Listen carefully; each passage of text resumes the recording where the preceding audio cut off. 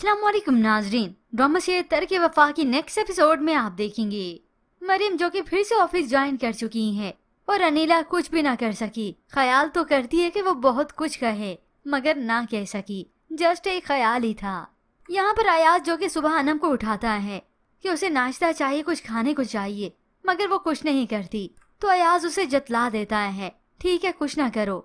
और वैसे भी सप्तैन भाई ने सारे स्टाफ के लिए ब्रंच अरेंज करके रखा है। अनम तो हैरान होने लगी, तब अयाज ने बता ही दिया कि आज भाभी ज्वाइन कर रही हैं। इस हैरत से तो ये अनम उठकर बैठ जाती है और वहाँ पर मरियम का शानदार इस्तकबाल होता है, जिसके बाद सप्तैन उसे अपने ऑफिस में ले गया, यानी मरियम का अपना ऑफिस, और तभी उसे बुके पेश करता है वेलकम करके। मरियम तो बहुत खुश होती है।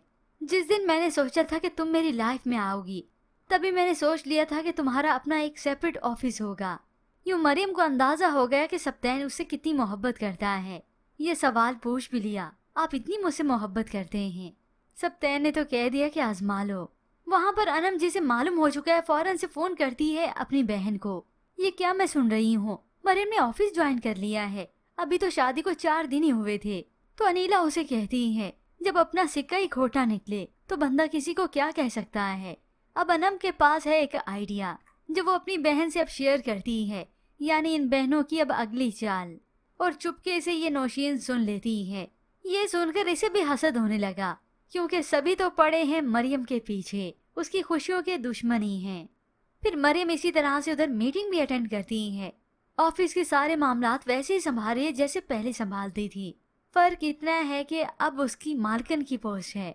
सप्तैन को देर हो गई तो कान पकड़कर उसे सॉरी करता है। सामने खड़ी मरियम जो देख रही थी, देखकर उसे मुस्कुराती है और घूरती भी है। फिर यूं ही सप्तैन ऑफिस के बाद मरियम को उसके मायके ड्रॉप करता है।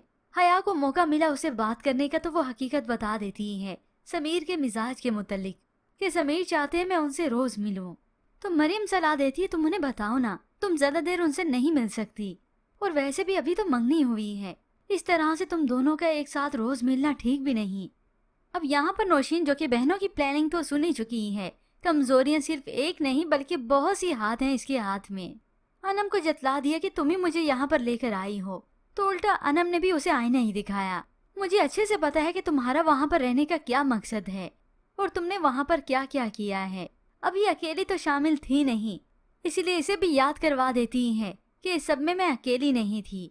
अनीना ने जो इस नौशीन को अपना राजदार जो बनाया है, वक्त आने पर यही आईना दिखाएगी जब इसे मालूम होगा कि सप्तैन उसके हाथ नहीं लगने वाला, या फिर बहनें जो कुछ करना चाहती वो कर सकती हैं मगर मेरे लिए नहीं कर रही, तो तब ये उन्हें ब्लैकमेल करेगी, जो कि वक्त आने पर इन्हें अच्छे से मालूम होगा कि इस नौशीन ने तो उल्टा हमारे ही पोल खोल के रख दिए।